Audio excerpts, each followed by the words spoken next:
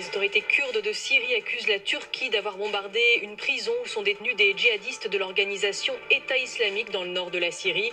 Elles disent craindre une catastrophe. Le Conseil de sécurité de l'ONU se réunit en urgence et à huis clos à 16h à la demande des pays européens.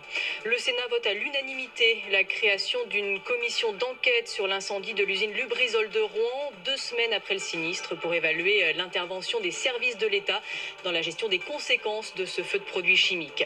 Les agriculteurs de la région de Rouen doivent encore attendre avant de pouvoir vendre leur lait et leur production. L'agence de sécurité sanitaire a encore des données à analyser avant de rendre son avis sur la levée des restrictions. Christophe Castaner vient d'être auditionné pendant près de 2 heures devant la commission des lois du Sénat. Je ne suis pas en mesure de vous dire si le terroriste a diffusé des informations vers l'extérieur ou pas, a notamment indiqué le ministre de l'Intérieur.